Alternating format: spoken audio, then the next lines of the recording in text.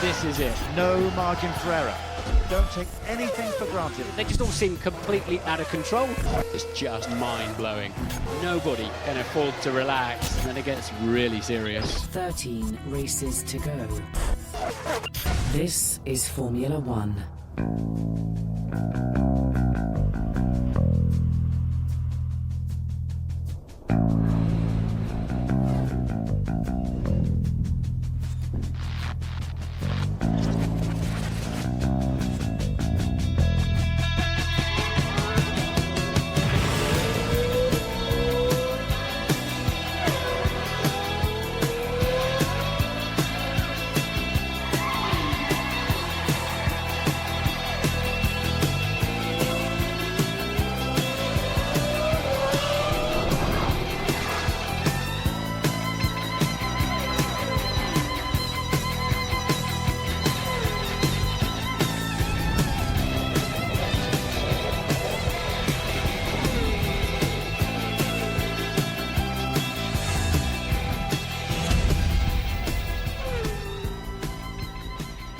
Hi there, welcome to Turkey, welcome to Istanbul Park for race 7 of the 2010 Formula One season. Remarkably, a season where Red Bull have picked up pole at every single race so far this year.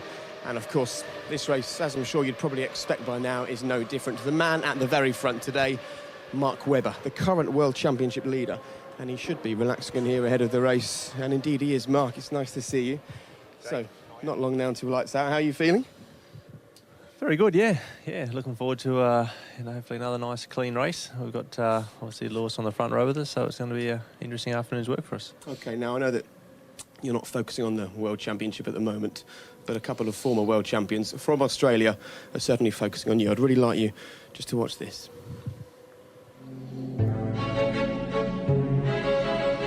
I wouldn't be in Formula One if it wasn't for Jack. A real massive name for Formula One. We haven't had a world champion since 1980. Jones has done it, and he is the world champion. I don't know what it meant to Australia, but it meant a lot to me. Following in the wheel tracks of Sir Jack Brabham. We've known all along that Mark's had the speed. It's going to be victory for Mark Webber. His first in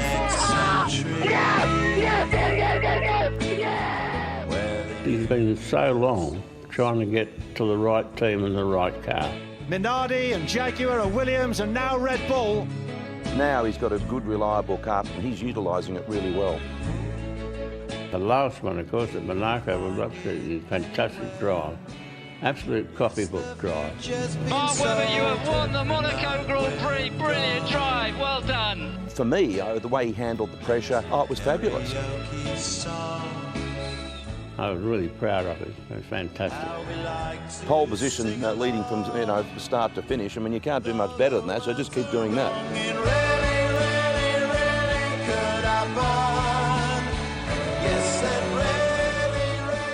The aim is the same, and that's to win. And I'm glad to see Mark up there right now. We've got our fingers crossed and hoping that Mark's going to be the number 3. Tell you what, if he goes like he did at Monaco. Mark, it's Jack Brabham, and I want to wish you well for this weekend in Turkey. You've already proved you can do it, and I'm sure you're going to do it again. It's quite emotional, isn't it? Yeah. What's it like seeing that? Yeah, special. I think, Jack, he's an incredible guy. He's done a lot for the sport, and, back then, he used to come over here and punch above his weight in many ways, obviously design his own cars and all that sort of stuff. So, very special, a very special guy. And obviously Alan, he was a real feisty world champion, driving for Williams. And I think I said yesterday to some of the press that, it was a different time for when my dad was setting up the business, having some, kids were growing up. So he was distracted a little bit from Formula One following us. So AJ, he wasn't so much into it then, but when I got here, obviously, then you fully respect, obviously, what AJ did as well. And a nice bit of inspiration ahead of the race today. Yeah, absolutely. Turkey's it's good to see that, but also Gallipoli, we had a lot of guys here, a lot of Australians lose their life, so it's a lot of reasons to do well here in Turkey, so I'm looking forward to it. Pal, you're on pole, enjoy it, and just keep your eyes on those wing mirrors, because you've got 2 very feisty young men right behind you. Don't forget that either, OK? That's all right, no problem. All right, Mark, lovely to see you. Cheers. Take care, mate. Go well today, enjoy. Well, there we go, the current World Championship leader, looking quite at home, isn't he, at the very forefront of Formula One. And talking about being at home, later on today, you can see what happened when Eddie Jordan went to Mark's home to hang out with him and get to know Mark's dogs as well. But of course, if Mark is going to stay at the very front of Formula One at the moment, he needs to tame this place, Istanbul Park. A short drive from the city that straddles east and west, Istanbul Park on the Asian side of the country is well worth the battle with the traffic to get here. It's something of a modern masterpiece. Keep your eye on the pack gunning it down to turn one, not to mention the numerous tricky sections that have been catching our drivers all weekend. And we'll soon be catching a plane to our next destination. It's Canada for race 8, followed by the European Grand Prix in Valencia. And then we're home, Silverstone, July the 11th. But this weekend, of course, it's all about Turkey, and this is what a Grand Prix garage looks like with way less than an hour to go before lights out. You can see the guys here. This is Sebastian Vettel's car. You'll find out where he starts on the grid very shortly in our qualifying report. But they're just having a fiddle there, doing something with the seat belts, preparing his car for the race. And as always, loitering outside, David Coulthard and Eddie Jordan. Now, guys, before we go any further and talk about Red Bull's chances and all the rest of the grid, David, did you ever get a reaction like this when you were driving in Formula One? This is a young fan meeting Lewis Hamilton, and I want to know whether you generated this level of excitement among the ladies. Just watch this. She's clearly a big fan, isn't she? Absolutely. No, I don't think I've ever had someone crying over me, but big moment for her. Oh, a little kiss there as well, so that's a great day for her. Meeting, I wonder if she does that with all the drivers. I think that was just. Do you think that's is that the number one ploy, Eddie, to make sure you get a cuddle out of a Formula One driver? She stopped short of with David Coulthard. I mean, this sort of adoration is for much younger guys than us lot here, and I am the elder statesman here. But you know, this girl is clearly way out of it in many respects. Well, very excited. Clearly loves her Formula One, as does Mark Webber. Let's just talk about the man that we've just heard from. How does he remain in the position he's in at the front of the sport, leading all the other drivers without getting overawed by the position? Well, the fact that he's won championships in the past, the junior formula, he'll delve deep into his memory of how to deal with the pressure. Of course, Formula One is the pinnacle that he's been aiming for. This is where he wants to achieve the ultimate success, and you know, the pressure will mount, and it will be interesting to see just how Mark handles that. But I think the fact he's 33, he's got plenty of race miles behind him, he will have a good chance, as I think he was just getting a little way in there. We can see he's leading the way there, 78 points on the board for him. Have you noticed a change in him this weekend? This is the first Formula One weekend where he's ever led the championship.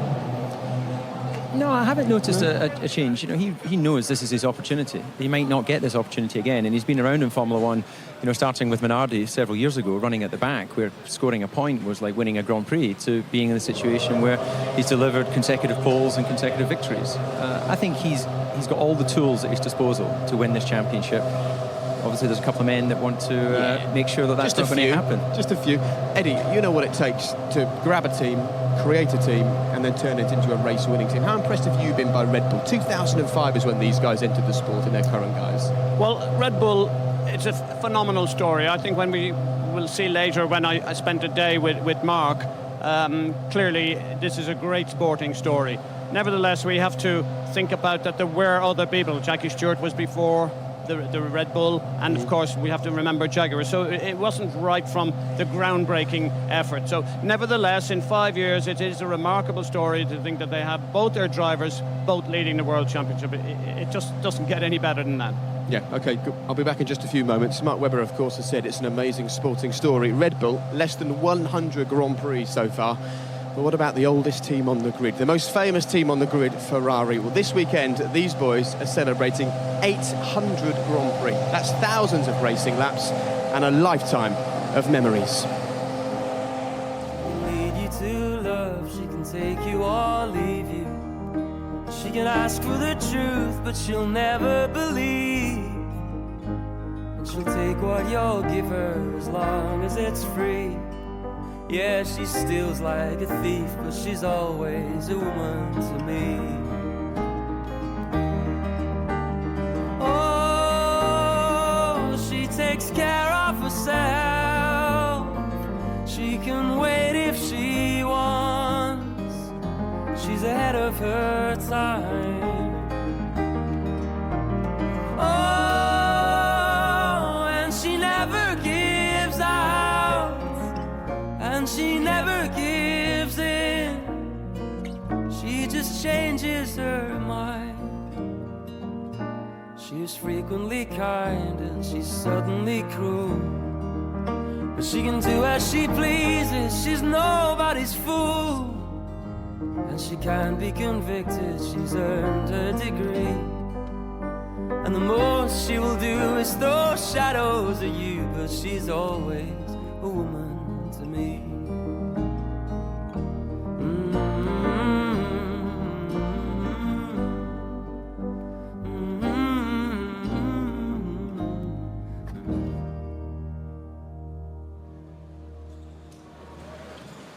Quite simply, it wouldn't be the same without them, would it? You boys both know what it's like to go toe-to-toe with Ferrari. Come on, give us your standout memory of racing against these boys, Eddie. Well, I'm sure to the great disappointment of all the Ferrari fans out there, Michael Schumacher running into the back of David Coulthard, allowing Jordan to finish 1-2, first ever time at Spa. That's my lasting memory for us. Well done. Funnily enough, that's my lasting memory as well, because obviously knowing that he was trying to lap me at the time and then feeling the impact, and then him arriving at the garage, veins sticking out, red face, and thinking, this is not good. What's it like, McLaren, driving for McLaren up against Ferrari? Because that's such a lovely F1 rivalry, isn't it? Yeah, very intense rivalry, especially during the years when Jean Todt and Ron Dennis were heading up those teams. I think it's a little bit softer now, the relationship between the team principals, but they both desperately want to beat each other. Well, at the moment, Stefano Domenicali is the principal of this particular team. And, of course, there's pressure on him to deliver results. But the real focus, as always, is on the guys behind the wheel, the drivers. Martin Brundle caught up with Stefano to ask him about his current driver lineup. Fernando Alonso has been mighty. His drive in Sepang with the gearbox problems, I thought, was incredible. He's made a lot of mistakes, though, spinning in Australia, jump start in China, crashing in practice in Monaco. Are you satisfied with him? First of all, I think that I don't want to speak about mistakes. We are speaking about the group, a team that has to do the best car and the driver has to do the best performance. I'm very pleased about him because he came into the team in a fantastic way. It seems that he's working with us since a very long time, and I think that he gave good inputs to the team. And I would say let's wait and see at the end of the season, but he will be very strong, no doubt about it. Felipe struggled for pace from time to time. Despite leading the championship, Turkey has been one of his strongest racetracks. Are you expecting something special for him this weekend? I think so. I think that he's a place where he likes really a lot. And I think that in the first part of the year up to now, we've seen that he was struggling a little bit more with the hard tires in certain conditions. So I think that is the area where we need to work with him in order for him to have more confidence in the car. And on that respect, I mean, it's easy to criticize a driver when he's not performing well. But I think that on our side we need to make sure that the package for him is the best, and then he has to prove the level of it. There's a lot of talk that, for example, Mark Webber or Robert Kubica might be joining Ferrari at some point. Also Valentino Rossi. And Valentino Rossi. I'd like to put my name in the pot as well. Do you think your driver lineup will be the same in 2011? Yes, I think so. You're sure? So it looks like status quo for Ferrari next season. That's a live shot of Felipe Massa in the back of the Ferrari garage right here. And it looks like he'll be staying alongside Fernando Alonso. And actually, Felipe just wandering behind me here, making his way out into the pit lane. Go well today, Felipe. Have a good one, pal. Now, qualifying. I'm afraid in Formula One, stories are always generated. And yesterday, this team were at the centre of the story.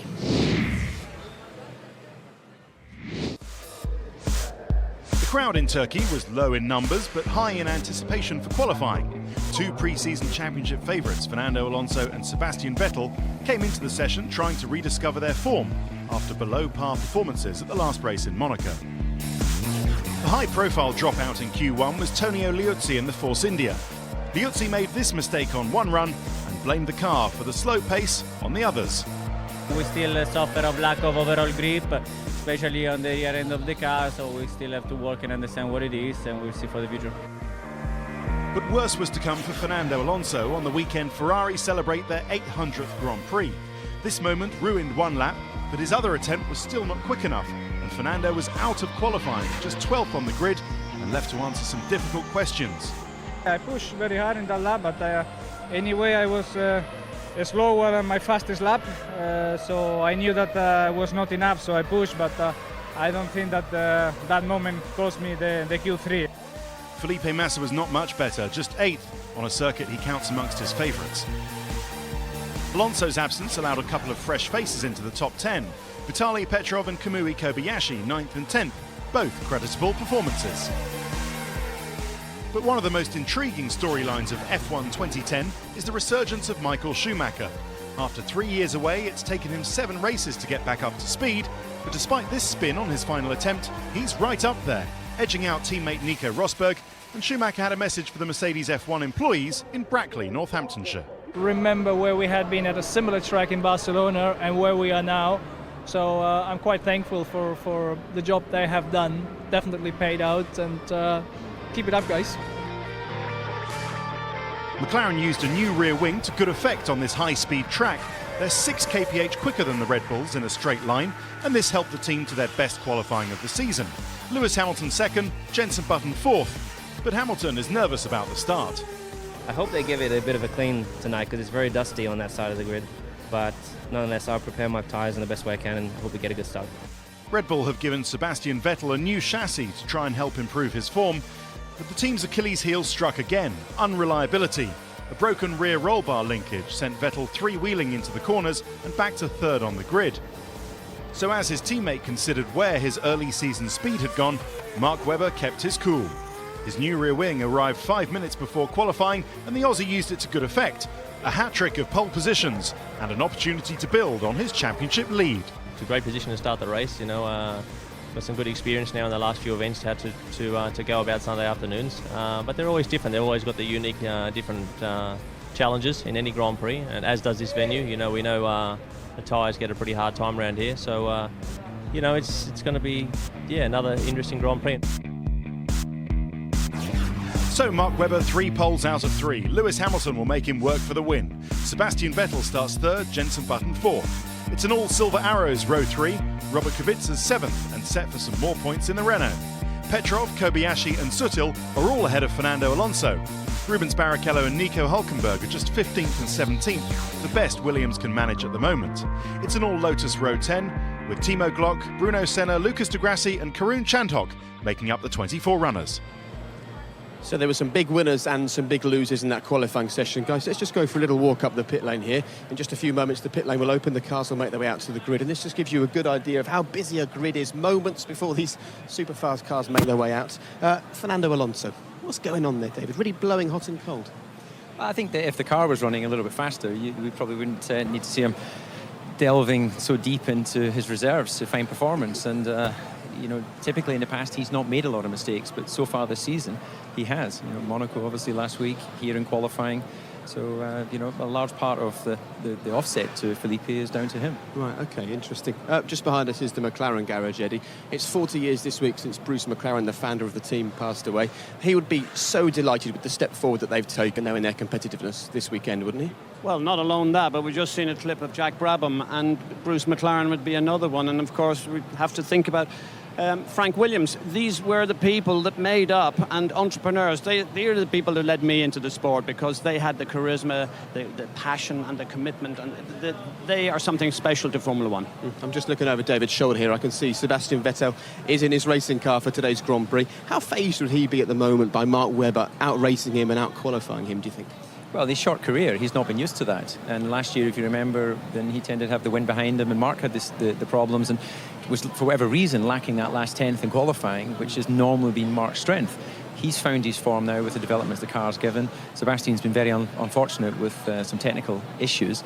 And of course, he's a little bit down. But he's a great driver. I'm sure he'll bounce back. But what's going to be really interesting is to watch this inter-team battle. Yeah. Because it's one thing when you're chasing to try and get into a position of leading championships. When you've got your drivers, first and second, or in the case here, joint equally leading the championship, that puts a whole new pressure on the team. Fascinating. And with one right behind the other on the grid, we'll see how that unfolds this afternoon. Watch out for that first corner. Should be very tasty. Also worth congratulating Bruno Senna yesterday for qualifying. He, for the first time in the dry this season, managed to qualify in front of a rival team. Maybe it's because when he sits in his car in the garage, he's watching the BBC, of course. And you can do just that. There are a variety of ways to enjoy Formula One on the BBC. You can check out the website, bbc.co.uk Facebook.com/Formula 1. You can also press the red button during the race. There are a whole host of interactive options there, including riding on board, and look at the shot that you can enjoy there. And of course, if you miss anything, then just check out the BBC iPlayer. And of course, after today's race, you can also press the red button to join us on the F1 forum. We're going to be hanging out in Renault today. All sorts of things to discuss, I'm sure. We'd love your emails. We'll also be getting involved with your Twitter messages. So do make sure you press the red button for the F1 forum trail today. And as I speak to you, Sebastian Vettel makes his way out of the garage and around this anti-clockwise circuit down to the start of the grid. It always does take you by surprise, actually, when the drivers come out and turn left. And I'll stand here and watch Mark Webber make his way out of the garage. Now, of course, the last time that he flew away from home for a Grand Prix, it was before Monaco, and he flew away for 2 races. And he said to his dogs before he left, "Boys, I'm going to bring you home a big haul of points." Little were those dogs and this man to know that that haul of points would in fact be 50 points. Well, who knows, perhaps his dogs are his new lucky charm. So he sent Eddie Jordan to go and meet them. All my life I've been searching for something. Something never comes, never leads to nothing. Nothing satisfies, but I'm getting close. Closer to the prize at the end of the road.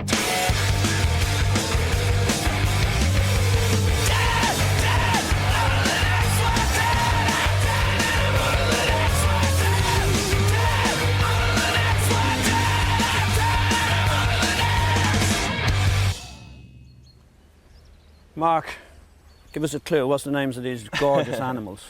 We've got Zimba. Hello, Zimba. Zimba and Shadow. Yeah. Shadow. So yeah, that could have a lot of references to you, in fact. Are these the dogs that you promised all the points to in Monte Carlo? Yeah, well, when I left before we went to Barcelona, obviously for those few flyaways, I thought, right, boys, I need to come back with a few more points. So yeah. You came back with 50? I came back with 50, yeah, a full maximum. So yeah, it was... Was that a surprise? It was a bit of a surprise, to be honest. I knew that we just needed to execute some clean Sundays. You know, the team's had some incredible potential, as we know, but to get both 4 days right, obviously with quali and both races, was really rewarding. So yeah, a bit of a surprise, but a nice one.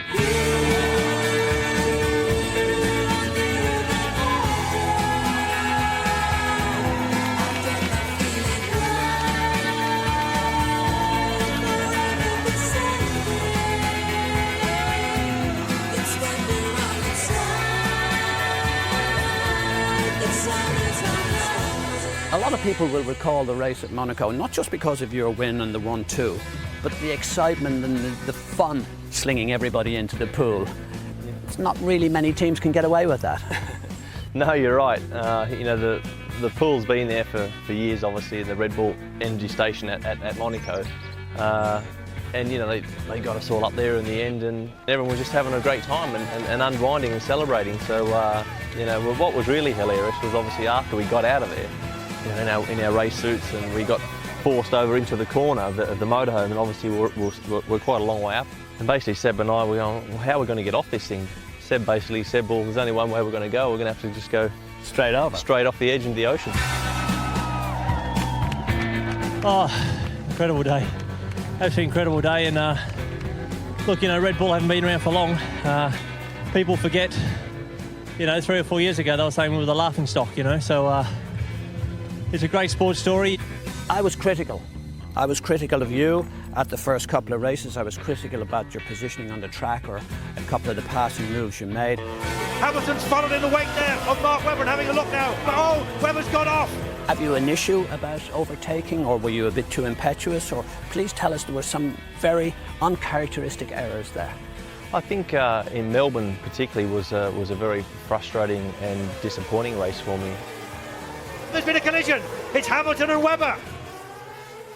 Yeah, some not 50-50 moves, probably 70-30 moves, and 30 being in the favour, which shouldn't have happened. So, you know, I can roll the shopping list of excuses off why, but in the end, you know, our top speeds weren't fantastic in Melbourne. Then when you're out of position and you've got greasy, you know, still a little bit damp on the inside, you know, for me to try and get overtaking moves executed cleanly on someone like Lewis was very, very difficult with the F duct and all that sort of stuff. But, you know, that's the way it was. We needed a clean track, we needed to escape, and we didn't do it. And that's why we had, you know, for me to try and come back through the field was very challenging and turned out to be clumsy. And in the end, I should have settled for 6, but I wanted more. And you continually learn, Eddie. You know, you keep learning, and you know, that's why the last few races, obviously, it's been good to have a clear road.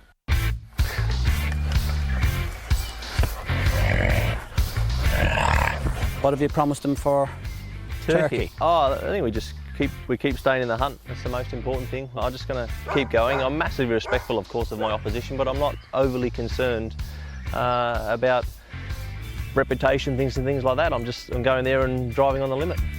Come on, what are you? I'm not going in there. Mark, I'm very happy with your fingers in there, not mine, because I don't think they would have the same respect. No.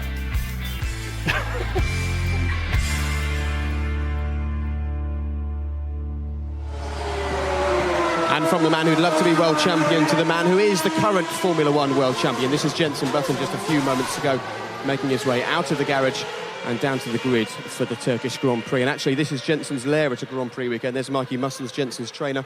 This is where he hangs out, and this is where I suppose a driver likes to hang out with all of his teammates and feel calm, but feel under pressure at the same time. Because at the moment, every time you come into one of these garages, you get the impression that all of these guys are watching Red Bull and thinking, how on earth can we compete with them? They're so far ahead. The pressure is just persistent. And I caught up with Jenson to chat about it. Well, Jenson, at the end of this race weekend, you'll be over a third of the way through your title defence. How's it gone so far? It's gone pretty well. Obviously, 2 wins from the first 6 races, which are the highlight. The last 2 races, a little bit frustrating. Barcelona, we had the problem with the steering wheel where it went blank and stuck behind Michael. And Monaco, I only did 2 laps before we had an issue and had to pull up. So a tough couple of races, but you know, to be fair, everyone's had their issues this year. It hasn't been straightforward for anyone, especially for the Red Bulls, who I would say have had the quickest car all year. I don't think they've capitalised on it so much. How much heart do you take, actually, from the fact that 12 months ago you were the guy in the lead and this team managed to claw that deficit back? It can turn around very quickly, and that's what we're hoping for. We're all working very, very hard, looking for everything. You know, reliability is obviously going to be important for everyone. We can't have any more problems, but also performance. You know, every race we go to, we're putting something on the car, and it is making a difference to us. And we just got to claw those guys back because they've been a little bit too quick. I'm not very happy about it. We can see the guys working away behind you. Give us a few names and just tell us what they're doing to try and get that car as fast as is humanly possible. Jono's the main man. It's great to have a good leader on the car, and he sort of rounds the troops, and these guys have done a great job this year. They did get a bit of flack at the last race in Monaco, but it wasn't really deserved. We all make mistakes, and you got to put those things behind you. Is the guy who left the bung in your side put in the garage right now? I wouldn't possibly be able to tell you that. No, the guy was devastated, as you would be. What do you do in a situation like that? Did you sort of go and find the guy and give him a piece of your mind? Did you console him? How does it work from your end? I didn't spend much time in the garage after the race. I was pretty upset. But I texted him that evening. It's tough for him, but we're all here to work together, and you got to pick each other up when you're down. And I think arriving here and getting out there and being quick Friday, it shows that we have the strength to bounce back, to fight the Red Bulls, because they're quick and you need everything to fight them. It has to be a perfect weekend to challenge those guys. It's fascinating actually sitting here talking about Red Bull, because they are, what are they, 10 feet away from us, working away in their own garage, doing their own thing. You pop in there, just, you know, see what they're doing, have a look at the car, work out why it's so quick. Definitely. I was speaking to Webber, Mac Webber, and we're just speaking to him in the driver's briefing, and talking about the circuit actually in turn 8, and he's flat through turn 8, and it's like, mate, how can you be flat through turn 8? He just had a big smile on his face, and it's like, we're going to get you one day. One day this year, we are going to get you. I suppose Red Bull being so dominant means that for everyone, it is a constant battle for development and to be the best and to improve. I mean, they are putting the pressure seriously on every other garage down this pit lane, aren't they? Yeah, they are, and we're getting the development parts out, adding downforce to the car, and as long as we get improvements every race, I'm happy with the direction we're taking, and the feeling of the car, every race I drive it, I feel much more confident with it. Good to chat. It's clear that you and McLaren are working very hard, and finally I can see the button tattoo on your arm. You're not averse to a bit of body art. Is it you convincing Lewis to get his ears pierced? Yeah, I saw that. What do you think? Each to their own. You're not going to follow suit then? No, I'm good, thanks. You stick to the tattoos, all right. Have a good weekend. Cheers. Thank you. Very good. I'm not sure he's an earrings kind of guy, Eddie, you know. Well, as you can see, Eddie and I have decamped here to the paddock. Not long now until lights out and the start of the Grand Prix. So let's join Martin Brundle and David Coulthard on the front of the grid. And Martin, I'm guessing you've stolen David from us because you want someone to protect you from Tanya in case she nips across and starts getting in the way of your interviews again. What do you think? I need a bodyguard. Have a good one, Mark. But I want to know from David, because there's something I think is very interesting. The starts, of course, are critical at a Grand Prix, and we're always talking about the clean side and the dirty side. And Sebastian Vettel got out after qualifying yesterday and said, you know what, I'd rather be third than second because the delta grip, or the delta time between the grip on the two sides of the grid is big here. Now, let's explain to everybody what that means, David. Well, if you actually look down at the track, if you look at, we're standing on the dirty side, you would never realise that there's less grip on this. There's lots of black lines, but this is new rubber. And basically on the clean side, which is the side the cars run down every single lap of practice, you've got that old rubber really ground into the track. And it's like a micro marbles, if you like, that's on this dirty side of the track. And it can be worth as much as 10 metres at the start of a race. And as we know, there's only 8 metres between the places on the grid. So that's a whole, heading towards being a row on the grid, basically. But they're talking about the delta, which means the difference between the grip on the two sides of the grid. It's quite a short run down to the first corner. So you'd think it's not going to make that much difference. How do they know what the delta time is? Well, they've been out practicing starts at the end of Friday session, the end of Saturday session. This is the third shortest run to the first corner of any Grand Prix. So, you know, any difference you see off the line, you don't get time for that to really develop. But give you an idea, a good start, these cars will cover 100 metres from a standing start in just over 4 seconds. And you consider it takes Usain Bolt, what, 9.5 seconds? I guess he's less than 1 horsepower, isn't he? So he's only the Formula 1 car's twice as fast as Usain Bolt, but they do have to get 750 kilograms going off the line. Let's wander over here and see. There's Nicole Scherzinger standing, holding her own umbrella, looking very calm. Nicole, with David, we're with the BBC. Congratulations, you won Dancing with the Stars. Thank you so much. Hey, David. Nice to see you. So I saw you described it as winning a dancing Grammy, effectively. That's how important it was to you. Kind of like a dancing Grammy, I guess. I don't know if it was quite the equivalent, but it felt really amazing. Now, you're a man, we haven't seen you at the Grand Prix for a little while. Your man's been, while you've been dancing, your man's absolutely flying. He's done a great job to split the Red Bulls again. Is he confident? What did he say to you this morning? Yeah, I think that he's in a really positive mood, and I'm just really proud of him that he's, you know, he qualified so well yesterday, so it's going to be a good race today. Yeah, he seems very chilled, doesn't he? He seems happy with his performances so far this year. I see he's even sporting some earrings. Were you there when he was taking the pain of getting the studs put through his lobes? I was right. He got it done, I think, when I was in Los Angeles, when he came to see my last performance, my finale. And I was on stage, and I was like, from stage, I was like, did Lewis get his ears pierced? But I love it. I think it looks good.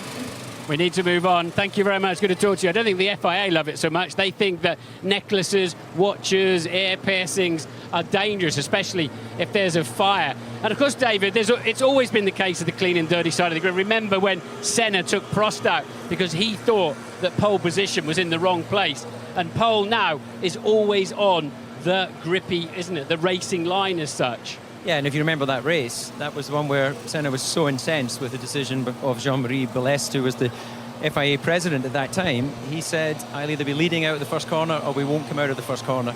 And for those who have followed Formula 1 closely, they'll know that that was when Prost and Senna crashed together at the first turn. Here's a man we need to talk to. Adrian Newey. Why is your car so fast, Adrian?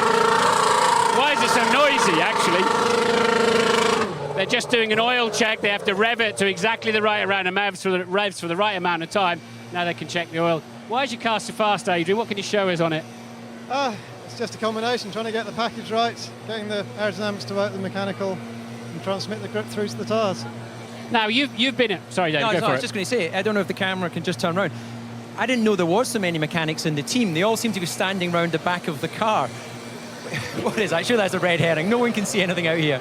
It's the normal game now that everybody's looking at everybody else's car, so trying to use the mechanics as mobile shields to stop people taking photos. But aren't the other teams ganging up on you now? The other teams have got together to say, we don't like that shadow plate, we don't like the angle of your rear push rods. Are you feeling a bit victimised? I suppose this is a form of flattery. If that happens, it's normally because people are worried. Now, you've been in a team situation in McLaren where, like David has, where two drivers have a dominant car who can both win the World Championship. Surely the tension is rising there now. No, not too bad. I think our drivers are both very professional. They have a good relationship with each other. They recognise that our best chance of success is to work with each other. And we've had a good start to the season, but it's pretty tight, as you can see from the times here. But Adrian, I remember at McLaren, when we were going toe-to-toe with Mika, I would be on pole, he would go out, take the pole, and people would jump around with excitement within your own team. That is something that affects the driver psychologically. So you've got experience of that. Christian is new to that situation. So presumably you're not going to have to design the car, you're going to have to give Christian some advice to deal with that. Well, I mean, we're just trying to make sure that we give the same equipment to each driver, that they don't do anything silly relative to each other, and let them race at this stage. It's only the 7th race, it would be far too early to start favouritising one driver against the other. Yeah, well, good luck with it. Have a great race. I'm getting different stories about whether the front tyres here are under pressure during that long turn 8 where they got over 4G for 8 seconds. This Mercedes-Benz is quite interesting. Their F-duct goes through the engine, into the lower beam wing, up the side of the wings, and then out to the back where they're all trying to copy the McLaren, but they're trying to add it on afterwards, like a set of mud flaps on a dodgy used car, really.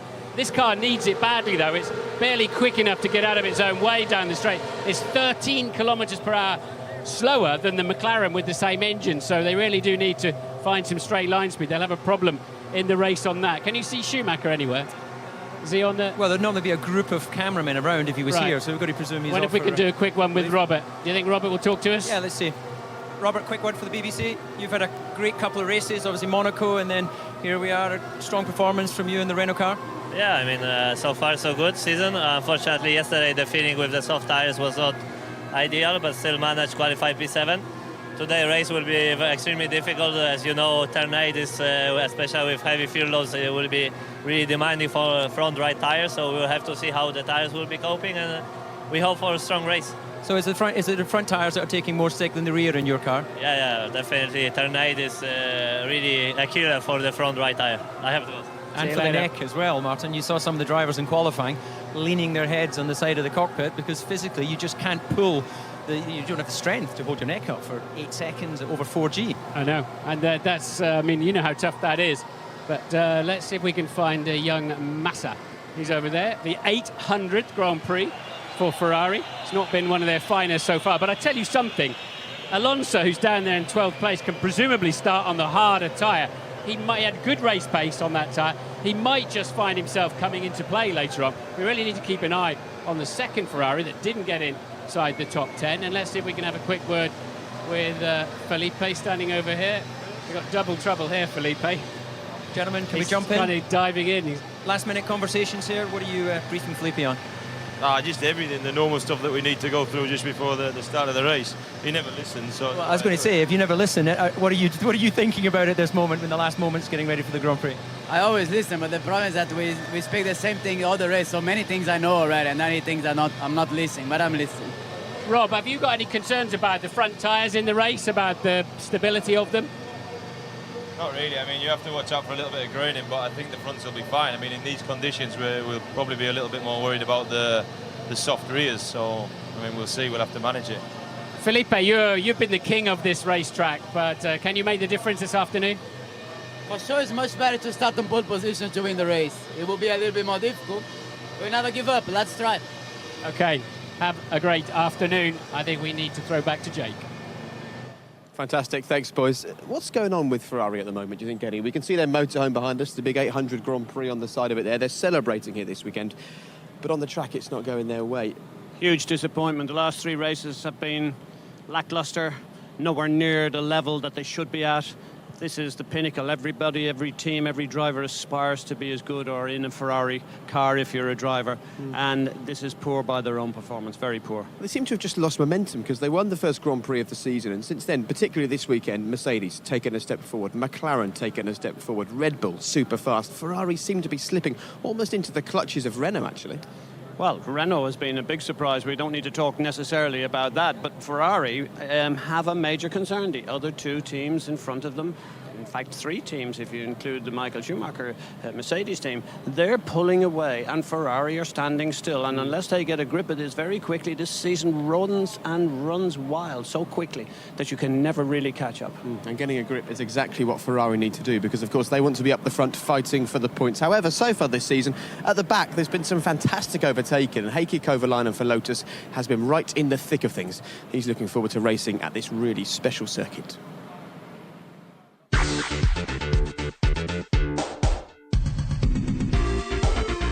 The first anti-clockwise circuit of the year. Heavy contour changes with plenty of blind corners. Heavy braking zones, reaction times critical. The legendary turn 8, high and prolonged G-force, punishing both car and driver. 58 laps of 3.3 miles at an average 140 miles an hour. It's hot work.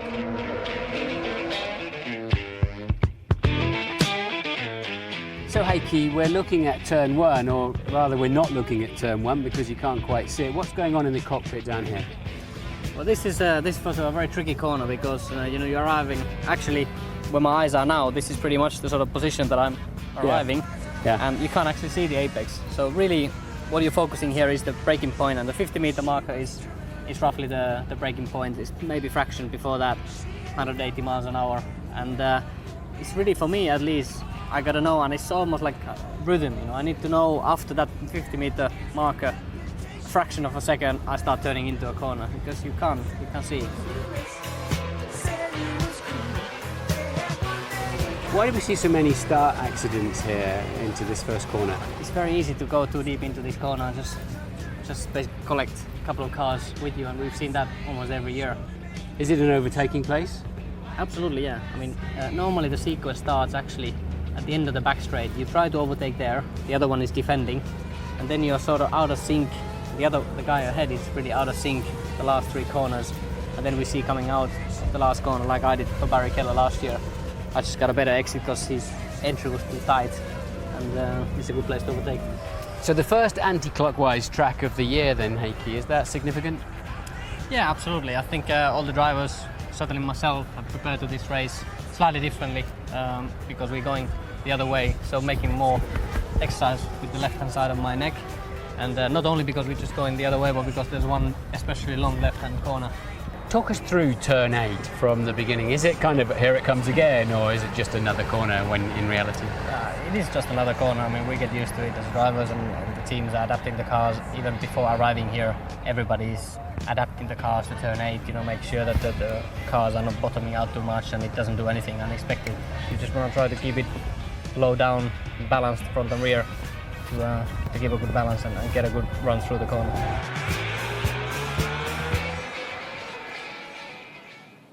Just another corner? Turn 8? Really?